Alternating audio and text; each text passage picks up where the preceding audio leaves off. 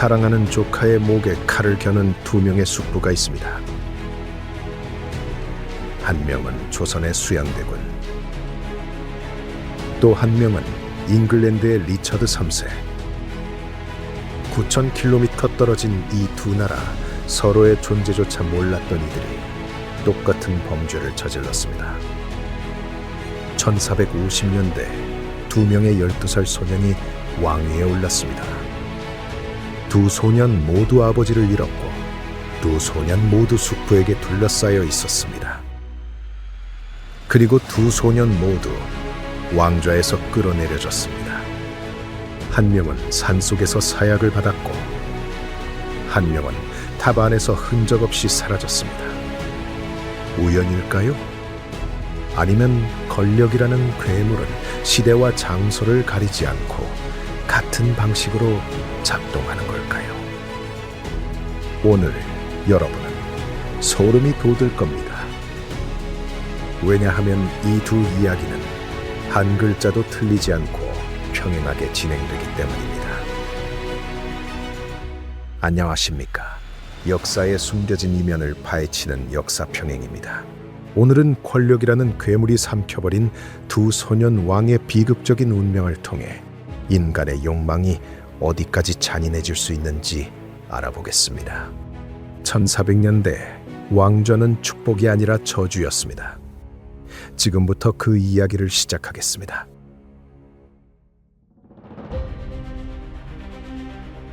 1452년 조선의 궁에 비보가 전해졌습니다. 문종이 세상을 떠난 것입니다. 재위 2년, 너무나 짧은 시간이었습니다. 왕위는 12살 아들 단종에게 넘어갔습니다. 세종대왕의 손자, 하지만 너무 어린 왕이었습니다. 조정은 불안했습니다. 어린 왕을 누가 보필할 것인가? 아니면 누가 이용할 것인가? 같은 해 지구 반대편 잉글랜드에서도 비슷한 일이 벌어지고 있었습니다. 1483년 에드워드 4세가 갑자기 죽었습니다. 그의 아들 에드워드 5세는 겨우 12살, 단종과 똑같은 나이였습니다. 왕위는 준비되지 않은 소년에게 떨어졌고 궁정은 혼란에 빠졌습니다. 그런데 여기서 첫 번째 소름 돋는 공통점이 발견됩니다. 두 나라 모두 숙부가 있었다는 것입니다. 조선에는 수양대군, 잉글랜드에는 리처드 3세. 그들은 조카를 보호해야 할 위치에 있었지만 마음속에는 다른 생각을 품고 있었습니다. 수양대군은 세종의 둘째 아들, 왕이 될 수 없는 운명이었습니다. 하지만 그는 왕이 되고 싶었습니다. 형 문종이 일찍 죽고 조카 단종이 어린 나이에 즉위하자 기회가 왔습니다. 수양대군은 군사력을 키웠고 측근들을 요직에 배치했습니다. 단종을 지키는 신하들, 황보인과 김종서가 눈에 가시였습니다. 리처드 3세도 비슷한 상황이었습니다. 그는 요크 가문의 막내, 형 에드워드 4세가 살아있는 동안은 충성스러운 동생이었습니다. 북부 총독으로서 군대를 이끌었고 왕을 위해 싸웠습니다. 하지만 형이 죽자 상황이 달라졌습니다. 어린 조카 에드워드 5세가 왕이 되었지만 귀족들은 불안해했습니다. 리처드는 자신이 왕위를 이어받아야 한다고 생각했습니다. 국가의 안정을 위해서라고 스스로를 정당화했습니다. 하지만 비극은 이제 시작일 뿐이었습니다. 두 숙부 모두 조카를 제거하기로 결심했습니다.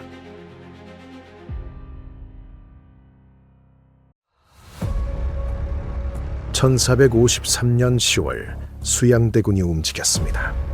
개유정난, 조선 역사상 가장 빠른 쿠데타였습니다. 한밤중 수양대군의 군사들이 움직였습니다. 김종선은 자택에서 살해되었습니다. 72세의 노신, 대답할 틈도 없이 죽었습니다. 황보인은 체포되어 고문을 당한 뒤 처형되었고 단종을 지키던 신하들은 하루 만에 제거되었습니다. 단종은 아무것도 할 수 없었습니다.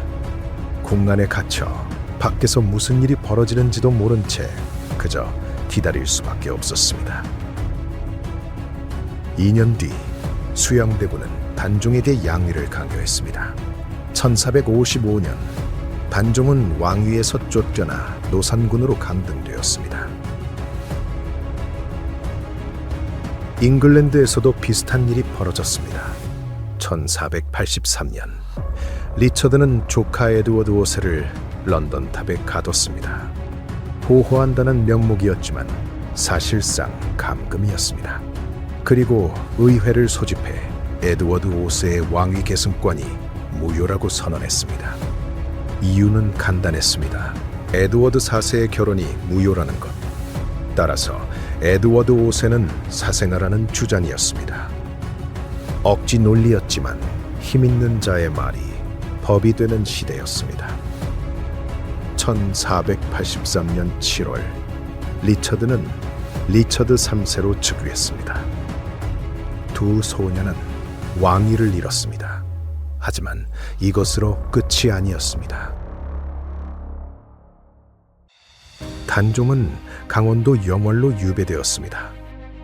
15살 산속 작은 집에 갇혀 지내야 했습니다. 하지만 1457년 사육신 사건이 터졌습니다. 성삼문을 비롯한 6명의 신하가 단종 복위를 계획했다가 발각된 것입니다. 세조는 결정했습니다. 단종을 살려두면 언제든 반란의 명분이 된다고 1457년 10월 21일 단종에게 사약이 내려졌습니다. 17살 단종은 영월에서 홀로 죽었습니다. 시신은 제대로 수습되지도 못했고 강물에 던져졌다는 기록도 있습니다. 왕이었던 흔적은 철저히 지워졌습니다. 조선 왕조실록에는 단종 대신 노산군이라고 기록되었고 그의 무덤조차 표시되지 않았습니다. 잉글랜드의 두 왕자는 더 비극적이었습니다. 에드워드 5세와 그의 동생 리처드는 런던 탑에 갇혔습니다. 처음에는 가끔 창밖으로 모습을 보였지만 시간이 지나면서 점점 보이지 않게 되었습니다. 1483년 가을 두 왕자는 완전히 사라졌습니다. 공식 기록은 없습니다. 하지만 100년 뒤 런던 탑 계단 아래에서 두 구의 어린 유골이 발견되었습니다. 역사학자들은 이것이 두 왕자의 유해라고 추정합니다. 살해 명령을 누가 내렸는지는 확실하지 않지만 가장 유력한 용의자는 리처드 3세였습니다. 두 소녀는 굴력의 제물이 되어 사라졌습니다.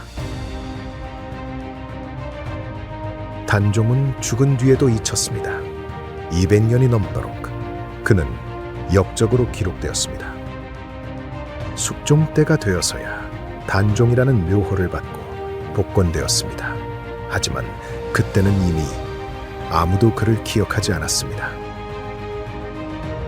리처드 3세는 달랐습니다. 왕위를 빼앗았지만 조용히 죽지 않았습니다. 1485년 헨리 튜더가 군대를 일으켰습니다.